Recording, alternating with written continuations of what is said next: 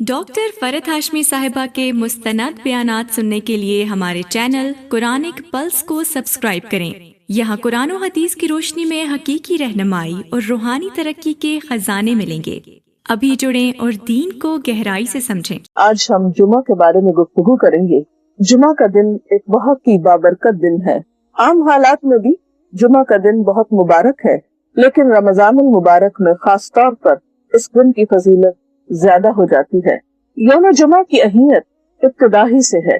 सही बुखारी की एक रिवायत में आता है, हजरत अबू हुरैरा रज़ी अल्लाह तआला अन्हु से मरवी है कि रसूलुल्लाह सल्लल्लाहु अलैहि वसल्लम ने फरमाया, वो बेहतरीन दिन जिस पर सूरज तुलू हुआ जुमा का दिन है। इसी दिन हजरत आदम अलैहिस्सलाम तख्लीक किए गए, इसी दिन जन्नत में दाखिल किए गए और इसी दिन वहां से निकाले गए, और क़यामत वाक़ई नहीं होगी मगर जुमा के दिन। तो इससे पता चलता है कि जुमा का दिन इस्लामी तारीख में अहमियत का हामिल है। इस दिन में सबसे अहम काम जो हमें करना है वो नमाज जुमा का इह्तिमाम है। नमाज जुमा मर्दों के लिए एक फर्ज इबादत की हैसियत रखती है। हजरत जाबिर रज़ी अल्लाह तआला अन्हु से रिवायत है कि रसूलुल्लाह सल्लल्लाहु अलैहि वसल्लम ने फरमाया, जो शख्स अल्लाह और यौम आखिरत पर ईमान रखता हो उस पर जुमे के दिन जुमा पढ़ना फर्ज है, सिवाय मरीज के, मुसाफिर के, औरत, बच्चे या गुलाम के। जो शख्स खेलने या तिजारत में बेपरवाह हो अल्लाह भी उससे बेपरवाह हो जाता है और अल्लाह ताला बेनियाज तारीफ वाला है। तो इससे पता चलता है कि जुमा अपनी नमाज जुमा के एतबार से बहुत अहमियत का हामिल है और सिवाय शरई उज़्र के जुमा को छोड़ देना इंसान के लिए महरूमी का सबब है एक बहुत बड़ी खैर से। आमतौर पर इंसान तिजारत और खेलकूद में मशगूल होकर नमाज जुमा से बेपरवाही बरतता है, लेकिन ऐसा करना खुद इंसान के अपने ही लिए नुकसानदेह है। जुमा के दिन एक खास घड़ी होती है जिसमें इंसान की दुआएं कबूल होती हैं। हजरत अबू हुरैरा रज़ियल्लाहु ताला अन्हु से रिवायत है, रसूलुल्लाह सल्लल्लाहु अलैहि वसल्लम ने जुमे के दिन का जिक्र किया तो इरशाद फरमाया, इसमें एक ऐसी घड़ी है कि जिस मुसलमान बंदे को वो मयस्सर आ जाए और वो खड़ा हुआ नमाज कर रहा हो तो वो अल्लाह से जिस चीज का सवाल करता है अल्लाह ताला उसे जरूर अता फरमा देता है। और आपने अपने हाथ से उस घड़ी के मुख्तसर होने का इरशाद फरमाया कि वो बहुत लंबा तवील वक्त नहीं होता, बल्कि वो एक मुख्तसर सी घड़ी होती है। मुस्लिम की एक हदीस के मुताबिक वो घड़ी इमाम के मिंबर पर बैठने से नमाज जुमा के खत्म होने तक है, और तिरमिज़ी की हदीस के मुताबिक ये घड़ी असर से लेकर सूरज गुरूब होने तक तलाश की जाए। इससे पता चलता है कि ये दो औकात खासतौर पर जुमा के दिन अहम हैं, जिनमें अल्लाह ताला का जिक्र और इबादत की जानी चाहिए। नमाज जुमा के अलावा कुछ और काम भी जुमा के दिन खास एहतमाम के साथ किए जाने चाहिए। उनमें सबसे पहली चीज तहारत और पाकीज़गी का एहतमाम और इसके लिए गुस्ल करना। हजरत अबू सईद खुदरी से रिवायत है कि रसूलुल्लाह सल्लल्लाहु अलैहि वसल्लम ने फरमाया, जुमे का गुस्ल हर बालिग शख्स पर वाजिब है, और उससे इसकी अहमियत का अंदाजा होता है। अलावा मिसवाक और खुशबू का इस्तेमाल भी किया जाना चाहिए। हजरत अबू सईद खुदरी कहते हैं कि मैं गवाही देता हूँ कि रसूलुल्लाह सल्लल्लाहु अलैहि वसल्लम ने फरमाया कि हर बालिग पर जुमा के दिन नहाना जरूरी है, और वो ये कि मिसवाक करे और ये कि अगर मयस्सर हो तो खुशबू लगाए। गोया मिसवाक और खुशबू भी उस दिन इबादत के कामों में से है। एक और हदीस के मुताबिक तेल लगाना, बाल संवारना भी जरूरी है। हजरत सलमान फारसी कहते हैं कि नबी सल्लल्लाहु अलैहि वसल्लम ने फरमाया कि जो शख्स जुमा के दिन गुस्ल करे और जिस कदर उसके इम्कान में हो तहारत करे, फिर तेल लगाए या अपने घर की खुशबू इस्तेमाल करे, इसके बाद जुमे के लिए निकले और दो आदमियों के दरमियान में जो मस्जिद के अंदर बैठे हो तफरीक न करे, यानी बीच में से उनको न काटे, फिर जिस कदर उसकी किस्मत में हो नमाज पढ़े, फिर जिस वक्त इमाम खुतबा पढ़ने लगे तो चुप रहे, तो उसके वो गुनाह जो उस जुमे और पिछले जुमे के दरमियान हुए बख्श दिए जाते हैं। हजरत औस बिन औस से रिवायत है कि रसूलुल्लाह सल्लल्लाहु अलैहि वसल्लम ने फरमाया, तुम्हारे दिनों में सबसे फजीलत वाला दिन जुमे का दिन है, बस तुम उस दिन मुझ पर कसरत से दुरूद भेजा करो, इसलिए कि तुम्हारा दुरूद मुझ पर पेश किया जाता है। इसके अलावा सूरत अल कहफ पढ़ना। आप सल्लल्लाहु अलैहि वसल्लम ने फरमाया, जो शख्स सूरत अल कहफ की तिलावत जुमे के दिन करेगा तो आइंदा जुमे तक उसके लिए एक खास नूर की रोशनी रहेगी। सूरत अल कहफ 15वें पारे में है। अजर सवाब के एतबार से बहुत बेहतरीन सूरत है। इसकी इब्तिदाई 10 आयात के पढ़ने वाले के लिए फितना दज्जाल से महफूज रहने की खुशखबरी भी है। इन आयात को याद भी कर लेना चाहिए। नमाज जुमा एक फर्ज नमाज है। कुरान पाक में अल्लाह ताला फरमाते हैं, या अय्युहल्लज़ीना आमनू इज़ा नूदिया लिस्सलाति मिन यौमिल जुमअति फसऊ इला ज़िक्रिल्लाहि व ज़रुल बैअ ज़ालिकुम खैरुल लकुम इन कुंतुम तालमून। ऐ लोगों जो ईमान लाए हो, जुमा के दिन नमाज की आजान दी जाए तो तुम अल्लाह के जिक्र की तरफ दौड़ो और खरीदो फरोख्त छोड़ दो। ये तुम्हारे हक में बहुत ही बेहतर है अगर तुम जानते हो। यानी बाकी तमाम काम काज छोड़कर इबादत की गर्ज से नमाज जुमा के लिए मस्जिद में हाजिर होना चाहिए। आप सल्लल्लाहु अलैहि वसल्लम ने नमाज जुमा की फजीलत बयान करते हुए फरमाया, जिसने वुजू किया और अच्छे तरीके से वुजू किया, क्योंकि बाज़ औक़ात हम तेजी में वुजू करते हैं, कोनियां खुश्क छोड़ देते हैं या पाँव की एड़ियां खुश्क रह जाती हैं, या इसी तरह चेहरे को पूरी तरह नहीं धोते या साफ नहीं करते, उससे वुजू सही तौर पर मुकम्मल नहीं होता। तो आप सल्लल्लाहु अलैहि वसल्लम ने अच्छी तरह वुजू करने का हुक्म दिया। फरमाया कि फिर वो शख्स जुमा पढ़ने के लिए आए और कान लगाकर खुतबा सुने और खामोश रहे तो उसके इस जुमे से दूसरे जुमे की दरमियानी मुद्दत और मजीद 3 दिन के गुनाह माफ कर दिए जाते हैं। इसमें आप देख रहे हैं कि खास तौर पर खुतबे के वक्त खामोशी का जिक्र है, क्योंकि उस वक्त तवज्जो के साथ बात सुनना निहायत जरूरी है। एक और हदीस में ये भी आता है कि अगर कोई शख्स किसी दूसरे को खुतबे के दौरान ये कहता है कि तुम चुप हो जाओ, यानी चुप कराने के लिए भी बोलता है, तो इसे भी एक लघु बात शुमार किया गया और नापसंदीदा करार दिया गया। नमाज जुमा न पढ़ने वालों के लिए आपने वईद भी सुनाई। हजरत अबू हुरैरा और हजरत इब्न उमर से रिवायत है, उन्होंने रसूलुल्लाह सल्लल्लाहु अलैहि वसल्लम को अपने मिंबर के तख्तों पर यह फरमाते हुए सुना कि लोग जुमे छोड़ने से बाज आ जाएं, वरना अल्लाह ताला जरूर उनके दिलों पर मुहर लगा देगा, फिर वो यकीनन गाफिल लोगों में से हो जाएंगे। और गाफिल दिल तो फिर एक बीमार दिल होता है, इंसान के अपने ही लिए तकलीफ दे होता है। हजरत इब्न मसूद से रिवायत है कि नबी सल्लल्लाहु अलैहि वसल्लम ने उन लोगों के बारे में फरमाया जो जुमे से पीछे रहते हैं कि मैंने इरादा किया कि किसी शख्स को हुक्म दूं जो लोगों को नमाज पढ़ाए और न जाकर आग लगा दूं उन लोगों के घरों को जो जुमे से पीछे रहते हैं, यानी अपने घरों में ही रहते हैं और नमाज के लिए मस्जिद नहीं आते। नमाज जुमा के लिए सबसे अहम बात यह है कि वक्त पर मस्जिद आए। हजरत अब्दुल्लाह से रिवायत है कि एक शख्स गर्दनें फैलाता हुआ जुमे को आया और रसूलुल्लाह सल्लल्लाहु अलैहि वसल्लम खुतबा पढ़ रहे थे तो आपने फरमाया, बैठ जाओ, तुमने लोगों को अजियत दी। यानी देर से आना और फिर गर्दनें फैलान कर आगे जाना और जगह तलाश करना ये दूसरे के लिए अजियत और तकलीफ का सबब है। इसलिए वक्त पर मस्जिद पहुंचना चाहिए ताकि सही जगह पर बैठकर खुतबा सुना जा सके और नमाज की अदायगी भी बेहतर तौर पर हो। इसी तरह बैठने का तरीका भी बताया गया। हजरत मुआज़ बिन अनस से रिवायत है कि नबी सल्लल्लाहु अलैहि वसल्लम ने जुमे के दिन जबकि इमाम खुतबा दे रहा हो घुटनों को पेट के साथ मिलाकर बैठने से मना फरमाया। यानी इस तरह टांगे खड़ी करके घुटने पेट के साथ मिलाकर बैठना मना है, अदब के खिलाफ है, क्योंकि वो एक तालीम का वक्त भी है, इबादत का वक्त भी है, उसमें अदब और एहतराम के साथ बैठना चाहिए। फिर इसी तरह मुनासिब जगह बैठना चाहिए। हज़रत इब्न उमर कहते हैं कि नबी सल्लल्लाहु अलैहि वसल्लम ने मना फरमाया है कि कोई शख्स ऐसा करे कि अपने भाई को उसकी जगह से उठा दे और खुद उसकी जगह बैठ जाए। कहा गया कि सिर्फ जुमा में? फरमाया जुमा और उसके अलावा और मौकों पर भी। यानी कोई शख्स ये नहीं कर सकता कि जुमा के दिन खुद को देर से आया फिर आकर किसी और को उठाकर उसकी जगह पर बैठे, और वैसे भी ये एक बदअखलाकी की हरकत है। जुमा के अलावा दूसरे मौकों पर भी इसका लिहाज रखना चाहिए। फिर ये कि खुतबा खामोशी से सुनना चाहिए। आप सल्लल्लाहु अलैहि वसल्लम ने फरमाया, अगर जुमे के दिन जबकि इमाम खुतबा पढ़ रहा हो फिर तू अपने पास वाले से ये कहे कि चुप रह, तो बेशक तूने लग़्व यानी बुरी हरकत की। जुमा पढ़ने के बाद सबको मुंतशिर हो जाना चाहिए, और अगर कोई शख्स चाहे तो दुनिया के काम काज में दोबारा भी शामिल हो सकता है, मशगूल हो सकता है।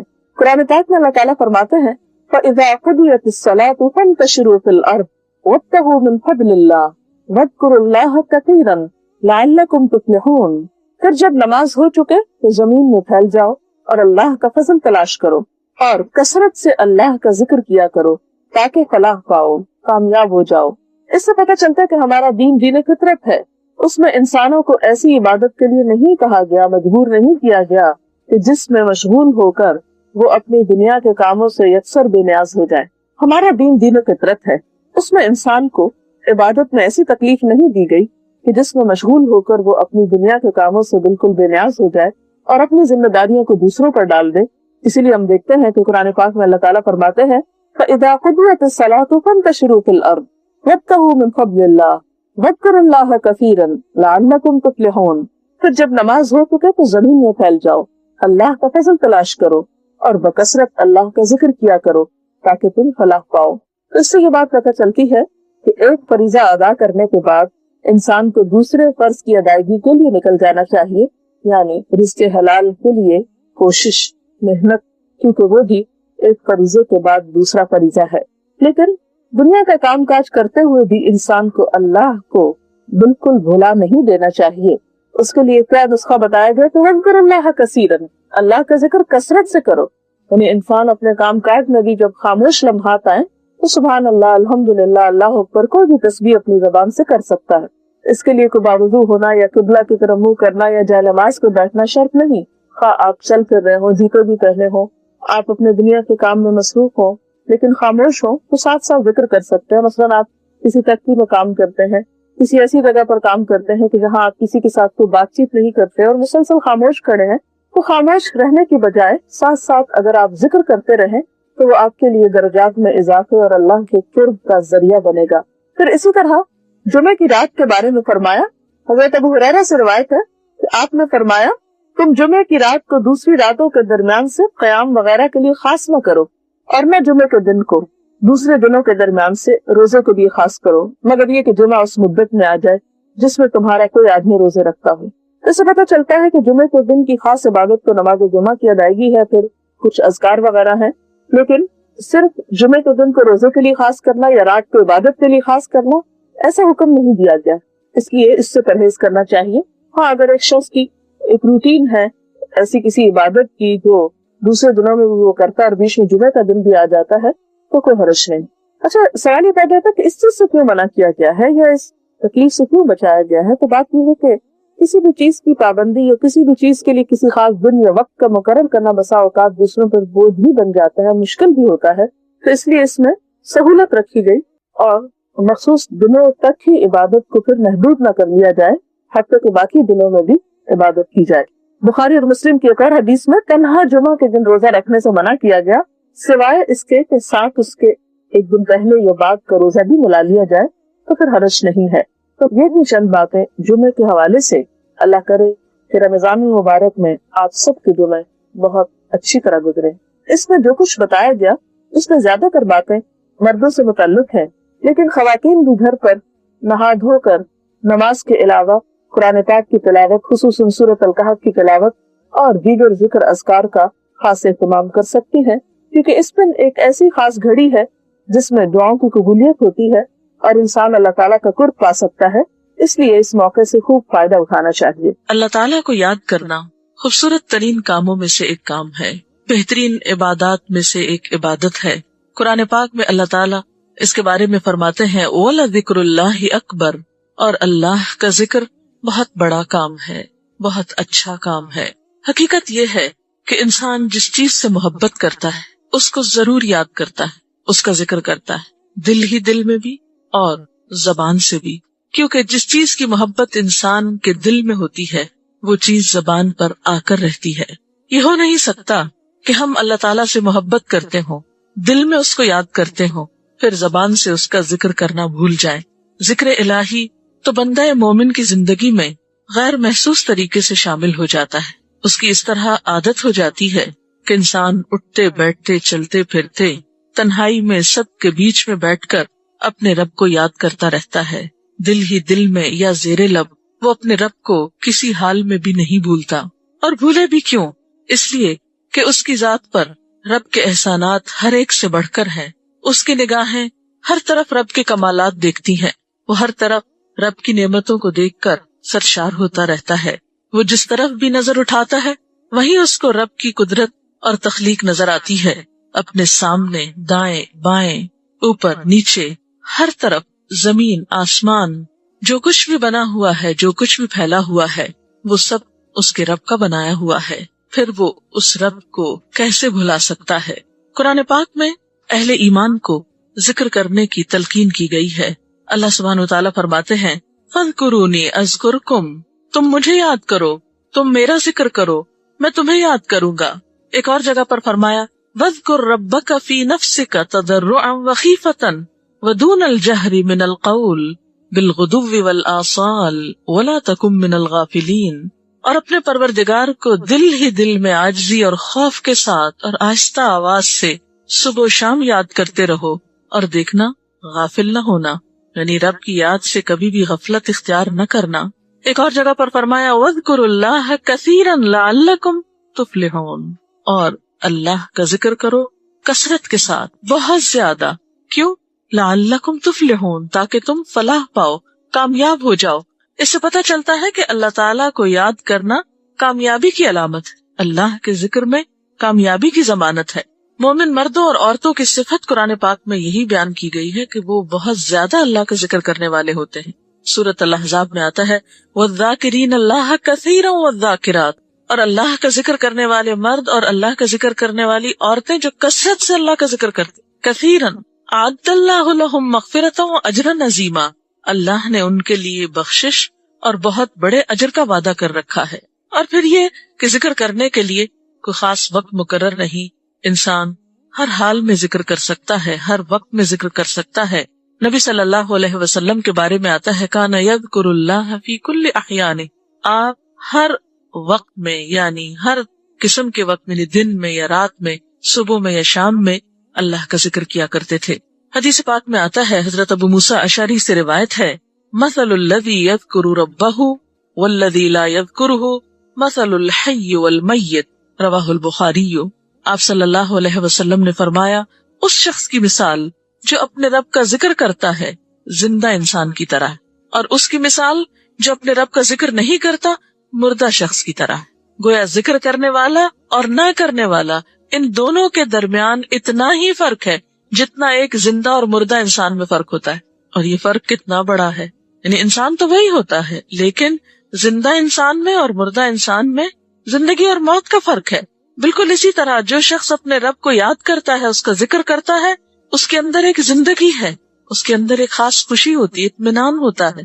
और वो जो नहीं करता उसका दिल मुर्दा होता है, उसके अंदर जिंदगी की कोई उमंग नहीं होती। एक और हदीस में आता है नबी सल्लल्लाहु अलैहि वसल्लम ने फरमाया, अल्लाह ताला फरमाता है मैं अपने बंदे के ख्याल के मुताबिक होता या ख्याल के साथ होता हूँ। जो ख्याल वो मेरे बारे में रखता है मैं उसी के मुताबिक उसके साथ मामला करता हूँ, और मैं उसके साथ होता हूँ जब वो मुझे याद करता है। गोया जिक्र करने वाले अल्लाह की मदद के मुस्तहिक होते हैं, यानी अल्लाह ऐसे बंदों के साथ होता है जो जिक्र करते रहते हैं। अगर वो मुझको अपने दिल में याद करता है तो मैं भी उसको अपने दिल में याद करता हूँ, और अगर वो मुझे किसी जमात में बैठ के यानी किसी ग्रुप में यानी पब्लिक में बैठ के याद करता है तो मैं उसको उससे बेहतर जमात में याद करता हूँ, यानी फरिश्तों की जमात में याद करता हूँ। तो गोया फज़कुरूनी अज़कुरकुम, तुम मुझे याद रखो मैं तुम्हें याद रखूंगा।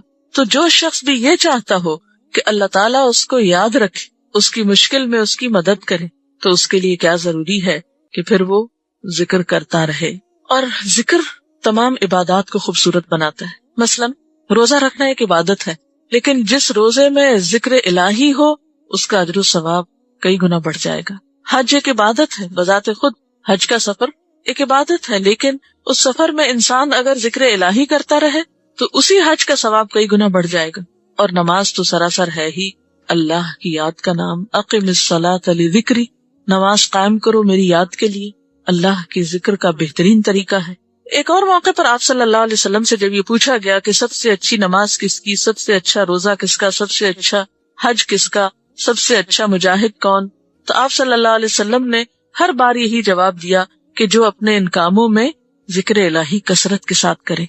और जिक्र करने वाले हर मैदान में आगे निकल जाते हैं। हदीस पाक में आता है नबी सल्लल्लाहु अलैहि वसल्लम ने फरमाया मुफर्रिदून सबकत ले गए। लोगों ने पूछा कि ये मुफर्रिदून कौन है? फरमाया वो मर्द जो कसरत के साथ अल्लाह का जिक्र करते हैं और वो औरतें जो कसरत के साथ अल्लाह को याद करती।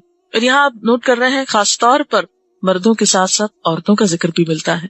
हजरत अब्दुल्लाह बिन बसर फरमाते हैं कि एक शख्स ने अर्ज किया, या रसूलल्लाह सल्लल्लाहु अलैहि वसल्लम, बेशक इस्लाम के अहकाम मुझ पर बहुत हैं, यानी जिम्मेदारियां बहुत हैं, करने के काम बहुत हैं। आप मुझे कोई ऐसी बात बताएं जिसे मैं अपने लिए लाजिम कर लूं, یعنی میرے لیے آسان ہو اور میں پابندی سے کر سکوں.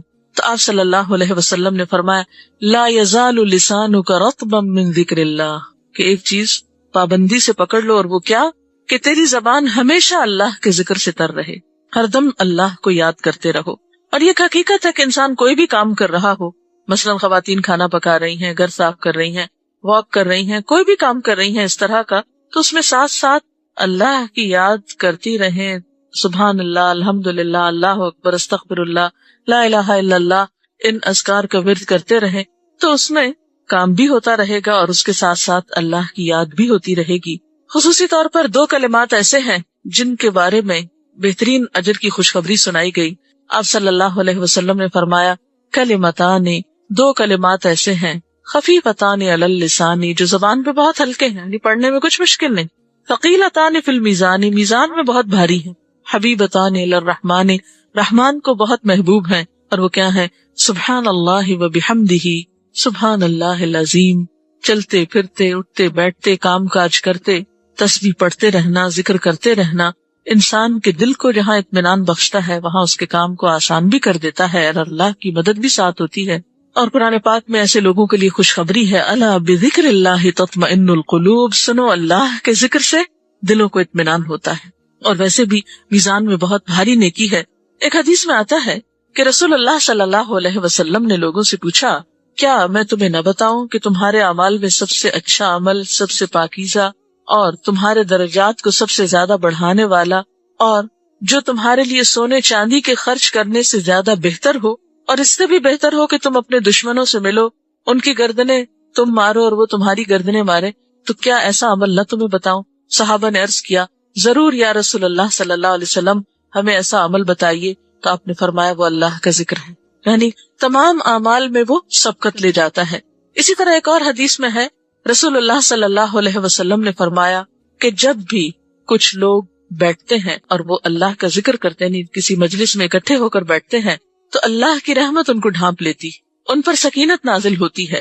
اللہ تعالیٰ ان کا اپنے ہاں ذکر کرتے ہیں.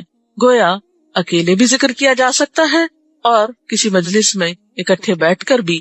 پھر اسی طرح صبح و شام بھی، جیسا کہ قرآن پاک میں آتا ہے وَسَبِّحْ بِحَمْدِ رَبِّكَ قَبْلَ طُلُوعِ الشَّمْسِ وَقَبْلَ غُرُوبِهَا، اپنے رب کی تسبیح بیان کرو سورج نکلنے سے پہلے اور اس کے غروب ہونے سے پہلے. ایک اور جگہ پر آتا ہے وَسَبِّحْ بِحَمْدِ رَبِّكَ بِالْعَشِيِّ وَالْإِبْكَارِ، اپنے رب کی حمد و ثنا بیان کرو عشی کے وقت یعنی عصر کے وقت، والابکار اور صبح کے وقت. عشی کا لفظ جو ہے یہ زوال شمس سے غروب شمس کے درمیانی وقت کو کہتے ہیں. پھر اسی طرح انبیاء علیہ السلام کے بارے میں ہم دیکھتے ہیں حضرت داؤد علیہ السلام بہت خوبصورت آواز سے، بہت خوبصورت انداز میں اللہ تعالیٰ کا ذکر کیا کرتے تھے. حدیث میں آتا ہے کہ اکثروا ذکر اللہ حتی یقولوا مجنون، اللہ کا اتنا ذکر کرو کہ لوگ کہیں یہ مجنون شخص ہے، اس کو کچھ ہو گیا. اور حقیقت میں اللہ کا ذکر کرنے والے مجنون نہیں ہوتے، کیونکہ وہ ایک بہت بڑے نفع کا سودا کر رہے ہوتے ہیں. لوگوں کی نگاہوں میں ہو سکتا ہے کہ وہ بہت ان کے پسندیدہ نہ ہو، لیکن اللہ کے محبوب ہوتے ہیں. نبی صلی اللہ علیہ وسلم نے ایسے لوگوں کے بارے میں بہت خوشخبریاں دی ہیں، اور سب سے بڑی خوشخبری کیا ہے کہ خود اللہ تعالیٰ کا تقرب انسان کو حاصل ہوتا ہے، انسان کے گناہوں کا کفارہ ہوتا رہتا ہے. اور بعض اذکار جو بظاہر تو بہت معمولی نظر آتے ہیں لیکن ان کا اجر و ثواب اتنا ہے کہ انسان حیران ہوتا ہے کہ اتنے کم کلمات کے بدلے اتنا بڑا ثواب. جیسے نبی صلی اللہ علیہ وسلم نے فرمایا کہ الحمدللہ کہنا میزان کو بھر دیتا ہے. اب الحمدللہ 2 لفظ ہیں، لیکن جو شخص دل سے اس کو ادا کرتا ہے تملا المیزان، میزان بھر جاتا ہے اس سے. سبحان اللہ، الحمدللہ کے کلمات آسمان اور زمین کے درمیان کو پر کر دیتے ہیں. اتنا اجر و ثواب ہے ان چھوٹے چھوٹے کلمات کا بھی، لیکن اکثر شیطان ہمیں ان سے غافل رکھتا ہے. تو ضرورت اس بات کی ہے کہ ہم کثرت کے ساتھ اللہ کو یاد کرنے والے ہوں، تاکہ ہمارے دین و دنیا کے کام سنور جائیں اور آخرت میں اللہ کے محبوب اور مقرب بندوں میں ہمارا شمار ہو. اگر اس سلسلے میں آپ کے ذہن میں کوئی سوال ہے تو آپ کر سکتے ہیں. ڈاکٹر صاحبہ ہمیں آپ بتائیں گے کہ مسنون اذکار کی طرف ہمیں رہنمائی فرمائیے. بہت سی کتابیں ایسے ہیں جس میں نبی صلی اللہ علیہ وسلم سے ہر موقع کی مناسبت سے اذکار مذکور ہیں. مثلا آپ دیکھیے کہ آپ صلی اللہ علیہ وسلم جب نیند سے بیدار ہوتے تھے تو اس وقت اللہ تعالیٰ کے ذکر سے دن کا آغاز کرتے تھے. صبح کے وقت الحمدللہ الذی احیانا بعد ما اماتنا والیہ النشور. پھر اسی طرح بستر سے اٹھنے کے بعد انسان اپنے قضاء حاجت کے لیے اگر واش روم میں جاتا ہے تو اس وقت بیت الخلاء میں داخل ہونے کے وقت کا ذکر ہے.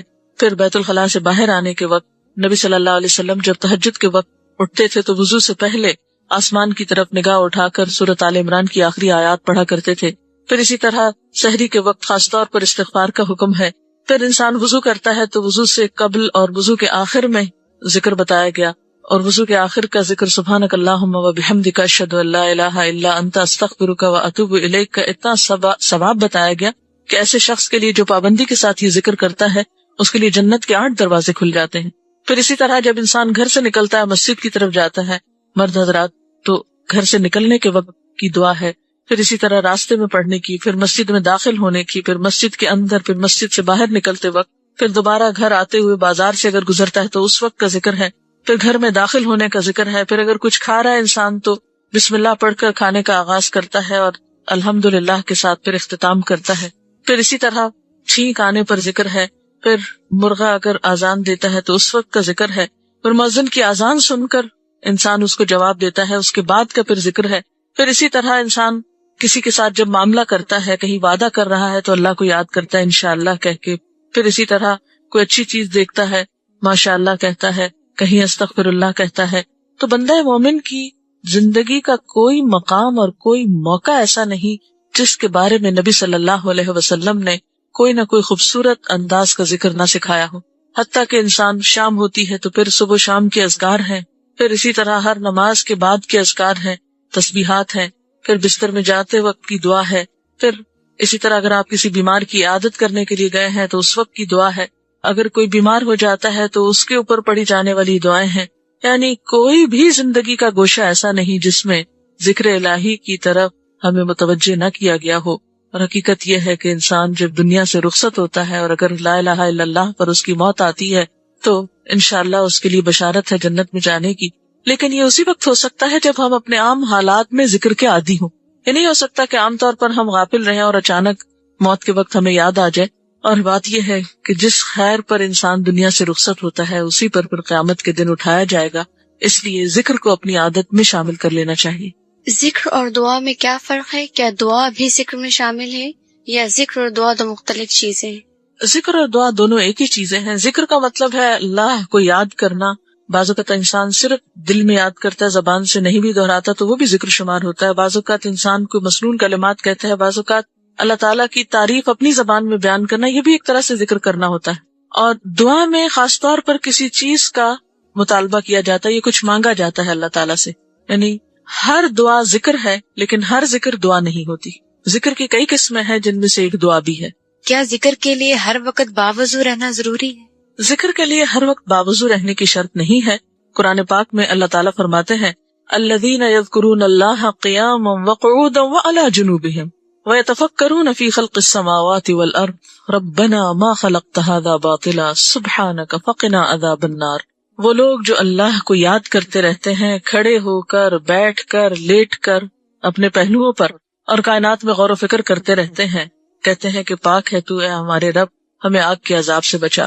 تو اس سے یہ پتہ چلتا ہے کہ انسان بیٹھ کر، چلتے پھرتے اور لیٹ کر بھی اللہ کو یاد کر سکتا ہے. اب لیٹنے کی حالت ایسی جس میں سونا بھی شامل ہے.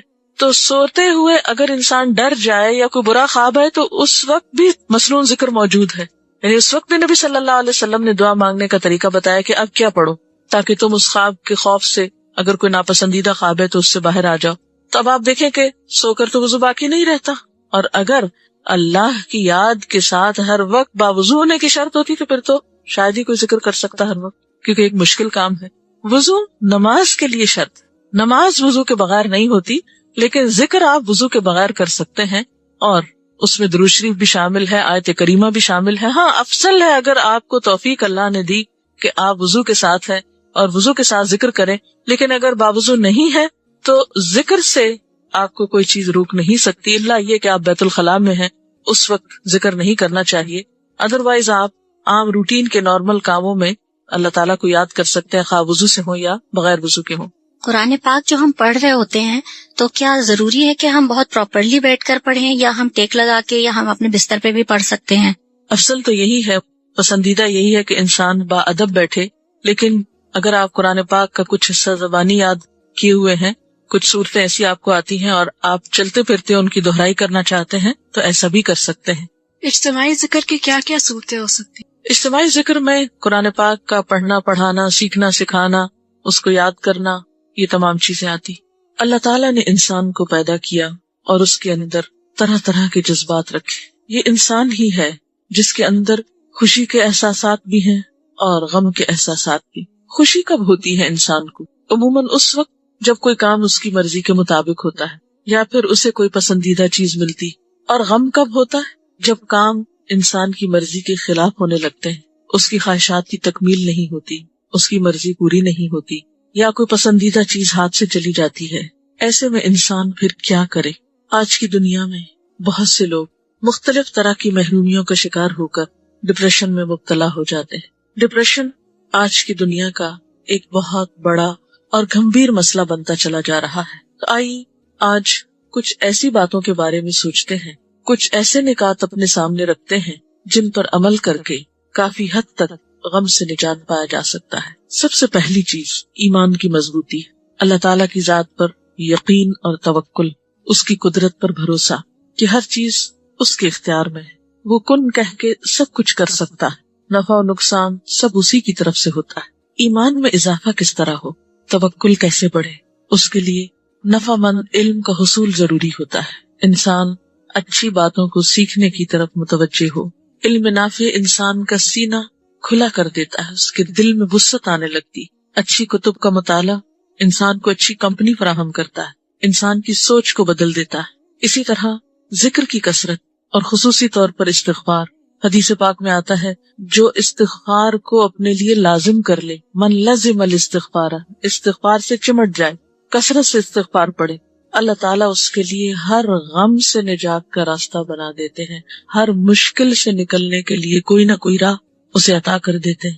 اور ذکر کے بارے میں تو قرآن پاک میں آتا ہے الا بذکر اللہ تطمئن القلوب، خبردار اللہ کے ذکر سے دلوں کو اطمینان نصیب ہوتا ہے۔ اٹھتے بیٹھتے چلتے پھرتے اللہ تعالیٰ کی حمد و ثنا، اللہ کی تسبیح، اس کے علاوہ ذکر کرتے کرتے اللہ کی مخلوق کے ساتھ احسان کا رویہ انسان کے لیے باعث سکون ہوتا ہے، خوشی کا ذریعہ ہوتا ہے۔ انسانوں کے ساتھ خواہ اپنے ہوں یا پرائے، رشتہ دار ہوں یا اجنبی، ان کے ساتھ احسان کرنا انسان کو خوشی بخشتا ہے، خصوصاً ایسے انسانوں کے ساتھ احسان جو آپ کے ساتھ نہ کرتے، جیسا کہ حدیث میں آتا ہے کہ جو مجھ سے کٹے میں اس سے جڑوں، جو مجھے محروم کرے میں اسے عطا کروں۔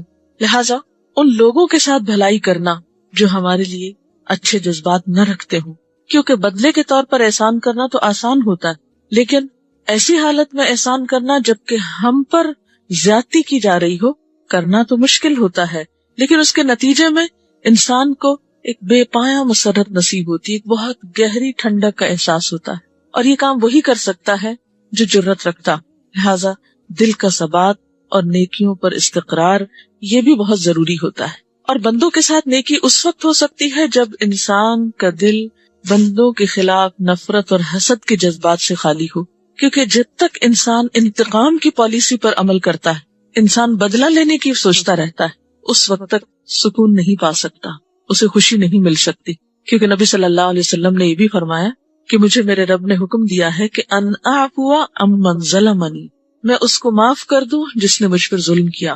تو جب تک انسان درگزر نہ کرے، دوسرے کو قصور معاف نہ کر دے، اس وقت تک چین نہیں پا سکتا، کیونکہ انتقام کی آگ میں جلنے والا سب سے پہلے تو خود کو نقصان دیتا ہے۔ انتقام تو معلوم نہیں لے سکتا ہے یا نہیں لے سکتا، لیکن اپنی پریشانیوں میں اضافہ کرتا رہتا ہے۔ اسی طرح ڈپریشن سے نجات کے لیے یہ بھی ضروری ہے کہ ہم اپنی زبان کی حفاظت کریں، فضول باتیں، فضول گفتگو اور لغویات سے پرہیز کریں، ہر معاملے میں اعتدال سے کام لیں، محبت ہو یا نفرت ہو۔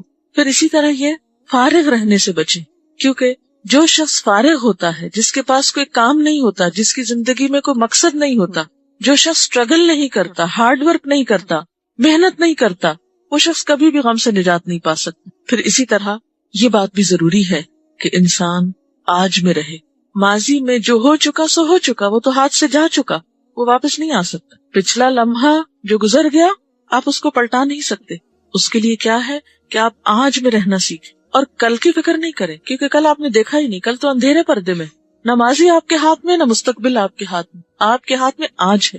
اس آج کی قدردانی کریں، اس آج کی فکر کریں. اس وقت اللہ نے جو وقت دیا ہے، اس وقت اللہ تعالیٰ نے جو قوت جو قدرت ہمیں عطا کی ہے، اس سے فائدہ اٹھائیں. ہم دیکھ سکتے ہیں، ہم بول سکتے ہیں، ہم اپنے بہت سے کام کر سکتے ہیں. ہمارے پاس اس وقت زندگی جیسی نعمت ہے، جب یہ نہیں رہے گی تو ہم کسی کام کے لائق نہیں رہیں گے. اس لیے جو آج ہے، جو اس وقت ہاتھ میں ہے، جو یہ لمحے ہیں، ان سے فائدہ اٹھائیں، ان کو انجوائے کریں، ان میں اپنی سوچ کو مثبت بنائیں. پھر اسی طرح نعمتوں کے معاملے میں اپنے سے کمتر کو دیکھیں، دکھوں کے معاملے میں اپنے سے اوپر والے کو دیکھیں کہ ہم سے زیادہ مشکل میں کون. تو اس طرح دل میں شکر کے جذبات پیدا ہوں گے. پھر اسی طرح ایک اور اہم بات یہ ہے کہ دوسروں سے توقعات کم رکھیں، کیونکہ تمام انسان کمزور ہے. ہم بسا اوقات کوئی شخص جو ہم سے ایک وقت میں اچھا سلوک کرتا ہے، ہم اس سے بہت بڑی توقع رکھ کے بیٹھ جاتے ہیں کہ وہ آئندہ بھی ہمارے ساتھ بہت کچھ کرے گا. دوسرے وقت میں وہ اس قابل نہیں ہوتا، وہ کسی مشکل یا کسی مجبوری میں ہو سکتا ہے. پھر جب ہماری توقع اس سے ٹوٹتی ہے، ہم پھر مایوسی کا شکار ہوتے ہیں، پریشانی کا شکار ہوتے ہیں. توکل اللہ کی ذات پر رکھیں، بھروسہ اس پر کریں. سب کچھ اس کے ہاتھ میں، بندوں کے ہاتھ میں کچھ نہیں. جو کچھ بندوں کے ہاتھ میں، اس سے مایوس ہو جائیں، کیونکہ بندے تو خود محتاج ہیں. صرف ایک اللہ ہی کی ذات ہے جو کسی کی محتاج نہیں. قرآن پاک میں آتا ہے، یا ایھا الناس انتم الفقراء الی اللہ واللہ ھو الغنی الحمید. اے لوگو، تم سب اللہ کے محتاج ہو اور اللہ وہ بے نیاز ہے، تعریف والا ہے. اس لیے بندوں سے، خواہ قریبی دوست ہوں، رشتہ دار ہوں، وہ لوگ جو ہمارے ہمدرد ہوں، ان سب کو انسان سمجھیے. ان کی کمی کوتاہی پر ان کے خلاف دل میں غم، غصہ، رنج رکھ کے نہ بیٹھیے، اس سے آپ کو خود نقصان ہوگا. اسی طرح ایسی کمپنی، ایسی صحبت سے بچنے کی ضرورت ہے، ایسے لوگوں سے بچ کے رہنے کی ضرورت ہے جن کی سوچ منفی ہو، جو نیگیٹیوٹی کا شکار ہو. کیونکہ جس طرح کے ماحول میں آپ بیٹھیں گے اس کے اثرات لازماً آپ پر ہوں گے. مفید باتیں سوچیے، مثبت باتیں سوچیے، پر امید رہیے. اسی طرح بسا اوقات ہماری پریشانیاں اور غم اس وجہ سے بھی ہوتے ہیں کہ ہم اپنی زندگی میں کاہلی، سستی وغیرہ کا شکار ہوتے ہیں. آج کی ذمہ داری آج نہیں پوری کریں گے، آج کا کام آج نہیں کریں گے، اس وقت کی نماز اس وقت نہیں پڑھیں گے، بعد کے لیے چھوڑ دیں گے، اچھا قضا پڑھ لیں گے. اللہ تعالیٰ نے نماز جیسی چیز ہم کو دے کر وقت کا پابند بنایا ہے. وقت پر اپنا کام ختم کریں، اپنے فرائض کو وقت پر مکمل کریں. تو جو لوگ اپنے کاموں میں تاخیر نہیں کرتے، آج کا کام کل پہ نہیں ڈالتے، وہ بھی بہت سی پریشانیوں سے بچے رہتے ہیں. پھر اسی طرح بسا اوقات کام بہت ہوتے ہیں اور آپ کوشش کے باوجود سب کچھ وقت پہ نہیں کر سکتے، تو ایسی صورت میں اپنی ترجیحات مقرر کریں، پرائرٹیز مقرر کریں کہ کون سا کام زیادہ اہم ہے، کون سا کام پہلے کر لینا چاہیے، کس کام میں تاخیر غیر مناسب ہے. تو اس سے بھی بہت سی پریشانیوں اور غموں سے نجات مل سکتی ہے. پھر اسی طرح وقتاً فوقتاً اپنے کو ملنے والی نعمتوں کا ذکر کرتے رہا کریں. اما بنعمت ربک فحدث. ہم عموماً اپنی مجلسوں میں لوگوں سے بات چیت کرتے ہوئے اپنی پریشانیوں اور غموں کے ہی تذکرے کرتے رہتے ہیں. جو نہیں ہے ہمارے پاس اسی کے بارے میں پریشان رہتے ہیں اور اسی پریشانی کا اظہار بھی کرتے رہتے ہیں. اس کے برعکس اپنی سوچ کو مثبت بناتے ہوئے ان باتوں کا ذکر کیا کریں، ان چیزوں کا جو آپ کی زندگی میں ہیں، جو آپ کی اچیومنٹس ہیں، جو نعمتیں اللہ نے آپ کو دے رکھی ہیں. تو اس سے آپ کے اندر ایک شکر کے جذبات پیدا ہوں گے اور وہ غم بھول جائیں گے جو آپ کو کچھ چیزوں کے نہ ہونے کی وجہ سے لاحق ہے. پھر اسی طرح کثرت کے ساتھ اپنے لیے دعا کیا کریں، اور نہ صرف یہ کہ اپنے لیے بلکہ دوسرے لوگوں کے لیے، کیونکہ انسان جب دوسروں کے لیے دعا کرتا ہے تو اس کے اپنے لیے قبولیت ہوتی ہے. پھر لوگوں کا خوف دل سے نکال دیں.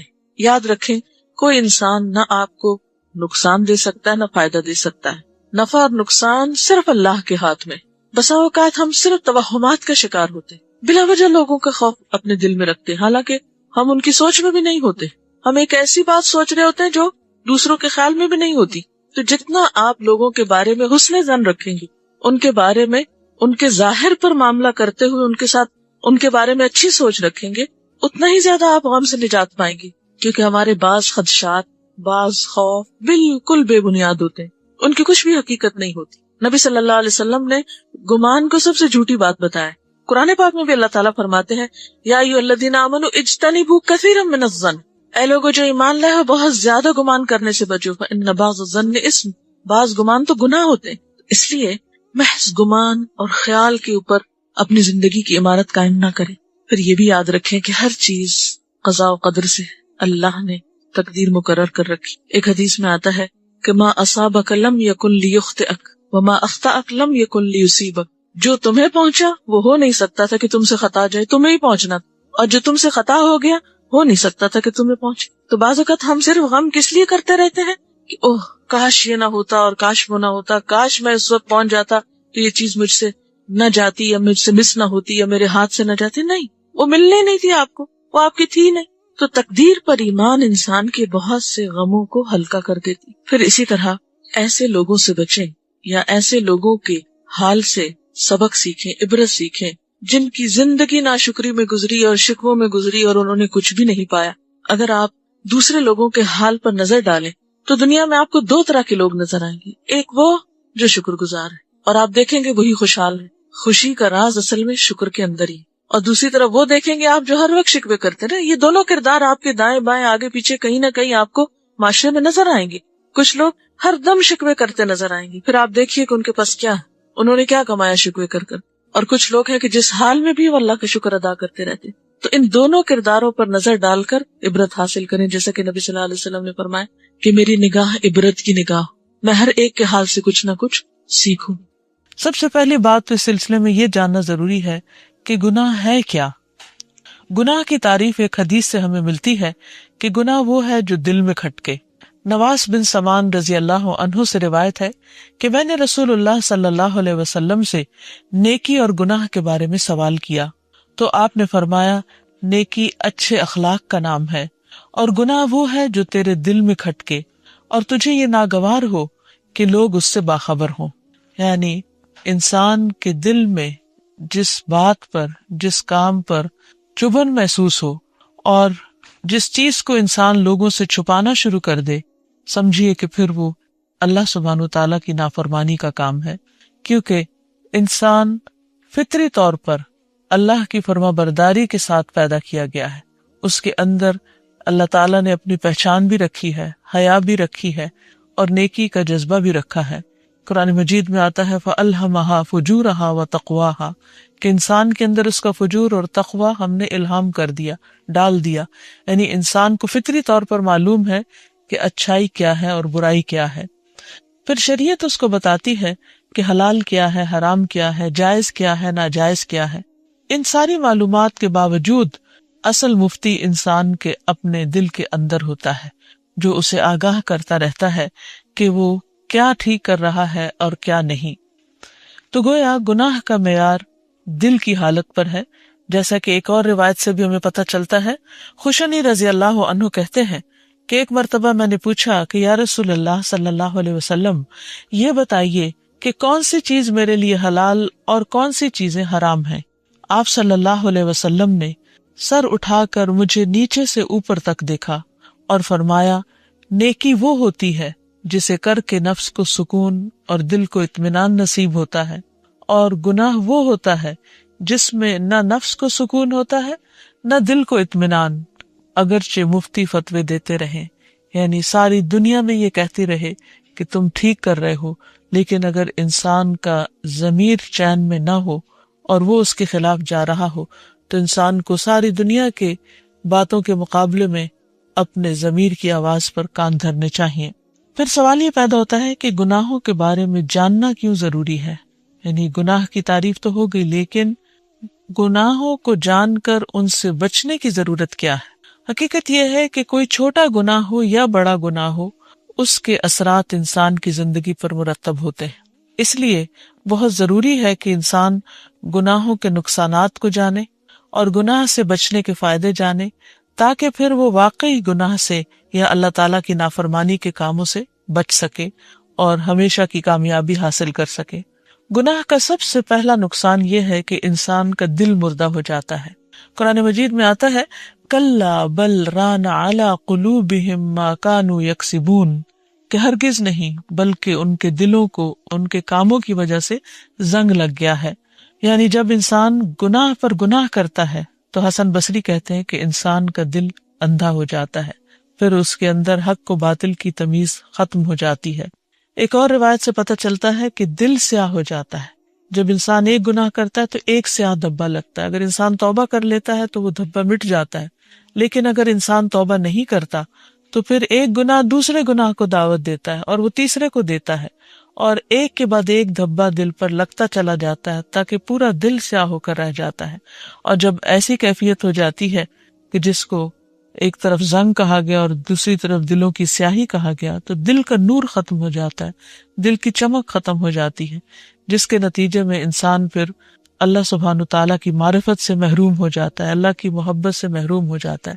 ایک حدیث سے بھی ہمیں پتہ چلتا ہے کہ گناہ دلوں پر غلبہ پا لیتا ہے، یعنی اسے کنٹرول کر لیتا ہے، اور پھر انسان کے دل کے اندر طرح طرح کی بیماریاں جنم لیتی ہیں۔ جس طرح انسان کے جسم کو بیماریاں لاحق ہوتی ہیں، اسی طرح انسان کے دل کو بھی بہت ساری بیماریاں لاحق ہو جاتی ہیں، جس کے نتیجے میں انسان پھر بدعمالیاں کرتا چلا جاتا ہے اور نیکیوں کا شوق اس سے ختم ہو کر رہ جاتا ہے۔ اسی طرح حدیث سے یہ بھی پتہ چلتا ہے کہ بعض جسمانی بیماریاں بھی انسان کو اس کے گناہوں کے نتیجے میں ملتی ہیں۔ رسول اللہ صلی اللہ علیہ وسلم نے فرمایا، جب کسی قوم میں بدکاری عام ہو جاتی ہے اور وہ اعلانیہ اس کا ارتکاب کرتے ہیں تو ان میں طاعون اور ایسی مختلف بیماریاں پھیل جاتی ہیں جو ان سے پہلے لوگوں میں موجود نہ تھی، یعنی ایسی نئی نئی بیماریاں جن کا کبھی نام بھی نہیں سنا گیا پہلے، ان کی سبب، ان کی وجہ کیا بتائی گئی کہ وہ گناہوں کی وجہ سے جنم لیتی ہیں۔ پھر اسی طرح حالات کی تنگی اور بے سکونی عام ہو جاتی ہے۔ اللہ تعالیٰ فرماتے ہیں، من اعرض عن ذکری فإن له معیشۃ ضنکا، اور جس نے ہماری نصیحت سے منہ موڑا ہم اس پر زندگی تنگ کر دیں گے۔ پھر اسی طرح گناہوں کی وجہ سے بہت سے مصائب اور مشکلات اترتی ہیں۔ حضرت عمر رضی اللہ تعالیٰ عنہ نے جب حضرت عباس سے بارش کے لیے دعا کرنے کو کہا تو انہوں نے کہا، اے اللہ، بے شک مصیبتیں گناہوں کی وجہ سے ہی نازل ہوتی ہیں اور انہیں صرف توبہ ہی مٹا سکتی ہے۔ رسول اللہ صلی اللہ علیہ وسلم نے فرمایا، کوئی گناہ اس لائق نہیں کہ اللہ اس کے کرنے والے کو دنیا میں جلدی سزا دے دے اور اس کے ساتھ ساتھ آخرت میں بھی اس کی سزا جمع رکھے، جیسے کہ ظلم اور زیادتی اور قطع رحمی ہے۔ یعنی یہ ایسے گناہ ہیں کہ جن کی سزا انسان کو دنیا میں بھی ملتی ہے اور آخرت میں بھی ملے گی۔ پھر اسی طرح انسان کے لیے بہت سی مشکلات پیدا ہو جاتی ہیں، اس کے کام مشکل ہو جاتے ہیں، دشواریاں اور تنگیاں پیدا ہو جاتی ہیں، کیونکہ انسان جب اللہ تعالیٰ کی نافرمانی کرتا ہے تو اللہ تعالیٰ اس بندے سے ناراض ہوتا ہے اور پھر اس کو امتحان میں ڈالتا ہے تاکہ بندہ دنیا میں ہی توبہ کر کے آخرت کے عذاب سے، سزا سے بچ جائے۔ پھر اسی طرح بعض دنیاوی آفات بھی گناہوں کی وجہ سے اترتی ہیں، جیسے سورۃ الروم میں فرمایا کہ خشکی اور سمندر میں فساد ظاہر ہو گیا اس وجہ سے جو لوگوں کے ہاتھوں کی کمائی تھی، یعنی ان کے اپنے ہی گناہوں کی وجہ سے۔ پھر گناہوں کی وجہ سے انسانی زندگی سے، انسان کے کاموں میں، انسان کے مال میں برکت ختم ہو جاتی ہے، اور اس سلسلے میں قرآن مجید میں اللہ تعالیٰ فرماتے ہیں، وَأَن لَوِ اسْتَقَامُوا عَلَى الطَّرِيقَةِ لَأَسْقَيْنَاهُمْ مَاءً غَدَقًا، اور اگر یہ لوگ سیدھے رستے پر قائم رہتے تو ہم انہیں ضرور بہت وافر پانی پلاتے، یعنی ان کے رزق میں برکت ہوتی، خوشحالی عام ہوتی۔ لیکن جب انسان گناہ کرتا ہے، اللہ تعالیٰ کو ناراض کرتا ہے، تو یہ نعمتیں چھننے لگتی ہیں۔ اسی طرح بعض روایات سے یہ پتہ چلتا ہے کہ گناہ انسان کی عمر میں بھی کمی کا باعث بنتے ہیں، بعض گناہ اچانک موت کا باعث بھی بن جاتے ہیں۔ رسول اللہ صلی اللہ علیہ وسلم نے فرمایا، عمر میں اضافہ صرف نیکی ہی کرتی ہے، یعنی انسان کی نیکی کی وجہ سے، صلہ رحمی کی وجہ سے، خاص طور پر والدین کے ساتھ حسن سلوک کی وجہ سے انسان کو زیادہ موقع مل جاتا ہے جینے کا اور نیکیاں کرنے کا۔ پھر اسی طرح گناہوں کی وجہ سے بندے اور رب کے درمیان دوری آ جاتی ہے، اور انسان کے دل کے لیے سب سے بڑی وحشت ناک چیز یہی ہے کہ اس میں رب کا ذکر نہ ہو، اس میں سکون نہ ہو، اطمینان نہ ہو۔ پھر اسی طرح یہ ہے کہ انسانوں کے درمیان بھی دوریاں پیدا ہو جاتی ہیں، آپس کی محبتیں ختم ہو جاتی ہیں، گھروں کے اندر بے سکونی پیدا ہو جاتی ہے، اور قوموں کے اندر، قوم کے افراد کے درمیان باہم ایک دوسرے کے ساتھ ناچاکی اور لڑائی جھگڑے پیدا ہو جاتے ہیں۔ پھر اسی طرح گناہ کرتے رہنے سے انسان کے دل کے اندر سے گناہ کی نفرت ختم ہو جاتی، اور جب گناہ کی نفرت نہیں رہتی تو پھر انسان آسانی سے گناہ کرتا چلا جاتا ہے اور اتنا بے حس ہو جاتا ہے کہ گناہ کرنے کے باوجود اس کو احساس نہیں ہوتا کہ اس نے گناہ کیا ہے، اور پھر اسے توبہ کی توفیق بھی نصیب نہیں ہوتی۔ پھر اسی طرح شیطان انسان پر مسلط ہو جاتا ہے، ایسا انسان شیطان کا آلہ کار بن جاتا ہے جو گناہ کرنے کے بعد توبہ نہیں کرتا۔ اور بعض گناہوں کی وجہ سے انسان لعنت کا مستحق بھی ہو جاتا ہے، یعنی اللہ سبحانہ وتعالیٰ کی رحمت سے دوری ہو جاتی ہے، جیسے نبی صلی اللہ علیہ وسلم نے سود کھانے والے پر اور کھلانے والے پر لعنت بھیجی ہے۔ پھر اسی طرح انسان بعض اوقات بڑے گناہ نہیں بھی کرتا لیکن چھوٹے گناہ معمولی سمجھ کر کرتا چلا جاتا ہے، تو یہ یاد رکھنا چاہیے کہ چھوٹے چھوٹے گناہ مل کر انسان کو ڈبونے کے لیے کافی ہو جاتے ہیں۔ رسول اللہ صلی اللہ علیہ وسلم نے فرمایا، چھوٹے گناہوں سے بھی اپنے آپ کو بچاؤ، کیونکہ بعض اوقات بہت سے چھوٹے گناہ بھی اکٹھے ہو کر انسان کو ہلاک کر دیتے ہیں۔ پھر رسول اللہ صلی اللہ علیہ وسلم نے اس کی مثال اس قوم سے دی جنہوں نے کسی جنگل میں پڑاؤ ڈالا، کھانے کا وقت آیا تو ایک آدمی جا کر ایک لکڑی لے آیا، دوسرا جا کر دوسری لکڑی لے آیا، یہاں تک کہ بہت سی لکڑیاں جمع ہو گئیں اور انہوں نے آگ جلا کر جو اس میں ڈالا پکا لیا، یعنی ایک ایک تنکا مل کر اتنی آگ بن گئی کہ پورا کھانا تیار ہو گیا۔ تو اسی طرح چھوٹے گناہوں کی کثرت انسان کو جلانے کے لیے کافی ہے، یعنی چھوٹے گناہوں کی کثرت انسان کے لیے بڑی مصیبت کا پیش خیمہ بن سکتی ہے۔ پھر اسی طرح قرآن مجید سے یہ بات بھی پتہ چلتی ہے کہ جب مختلف اقوام کھلم کھلا گناہ کرنے لگتی ہیں تو عمومی طور پر ان پر عذاب آ جاتا ہے۔ اللہ تعالیٰ فرماتے ہیں وَاتَّقُوا فِتْنَةً لَا تُصِيبَنَّ الَّذِينَ ظَلَمُوا مِنْكُمْ خَاصَّةً وَاعْلَمُوا أَنَّ اللَّهَ شَدِيدُ الْعِقَابِ، اور اس مصیبت سے بچ جاؤ جو صرف انہی لوگوں کے لیے مخصوص نہ ہوگی جنہوں نے تم میں سے ظلم کیا، اور جان لو اللہ سخت سزا دینے والا ہے۔ یعنی اس عذاب سے بچ کے رہو، اللہ تعالیٰ سے توبہ کرتے رہو، کہیں ایسا نہ ہو کہ دوسروں کے گناہوں کی وجہ سے تم پر بھی عذاب آ جائے، کیونکہ جب کسی قوم میں گناہ ہوتے ہیں اور ان گناہوں کو روکنے کی کوئی کوشش نہیں کی جاتی تو پھر عمومی طور پر ایسے ڈاکٹر فرحت ہاشمی صاحبہ کے مستند بیانات سننے کے لیے ہمارے چینل قرآنک پلس کو سبسکرائب کریں۔ یہاں قرآن و حدیث کی روشنی میں حقیقی رہنمائی اور روحانی ترقی کے خزانے ملیں گے۔ ابھی جڑیں اور دین کو گہرائی سے سمجھیں۔